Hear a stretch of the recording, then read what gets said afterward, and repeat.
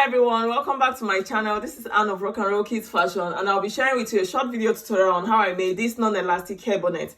In 2024, I believe that a lot of us should be able to make hair bonnet, but sometimes we use elastic, which can make it a bit inconveniencing for us to wear.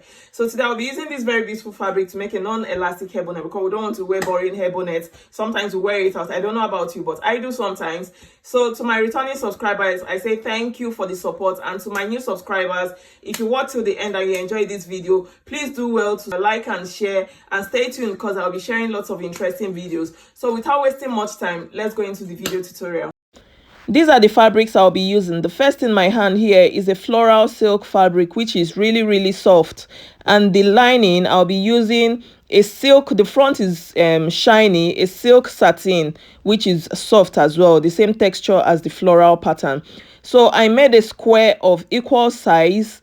I cut about 24 inches on each side, so there are 4 equal sides because the bonnet I'm making is a large one, large enough to take voluminous hair. Then I folded it into 4 like you are making a full circle. I folded both the main fabric as well as the lining, so that I'll cut both at the same time. You can choose to cut yours separately, but so to save time, I decided to cut mine at the same time. Now, from the angle where you have the folded part on both sides, be careful not to start from the part where it's open. So from the angle where you have both sides folded, you should take your radius. I'm using a radius of 12. That is because, like I said earlier, it's for a very large bonnet. So I used a radius of 12 inches to cut my full circle. Now I'll be opening up the full circle and putting right sides facing each other. The right side of the lining will be facing up and the right side of the main fabric will be facing down. I also went ahead to cut the belt for the bonnet. I used 6 inches wide and 72 inches long of belt. That's because I want it long enough. You can use it, you can make yours shorter or longer.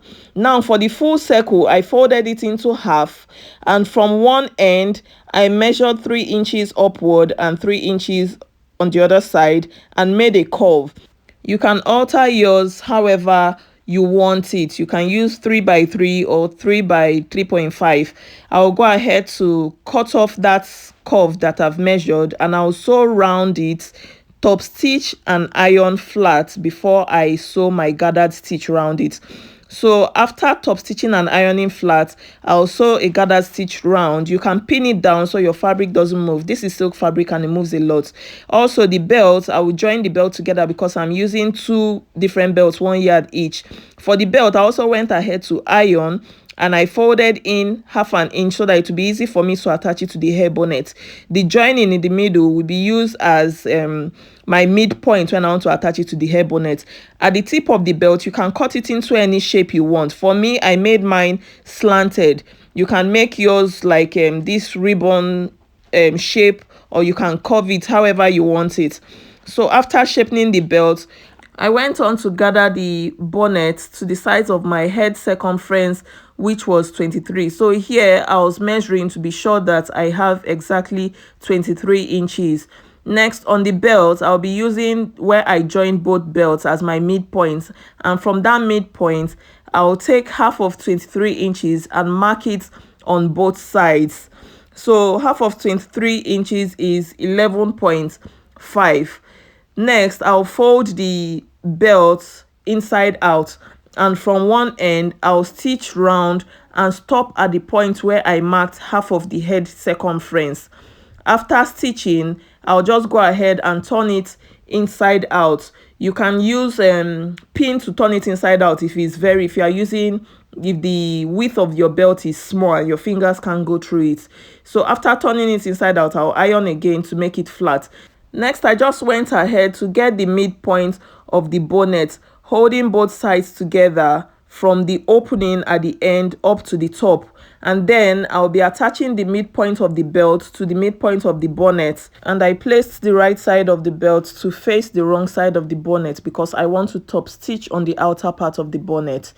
I pinned it round up until the point where I stitched up to and sewed it round. After sewing, I'll turn the belt over, turn it into the right side of the bonnet, and go ahead to top stitch.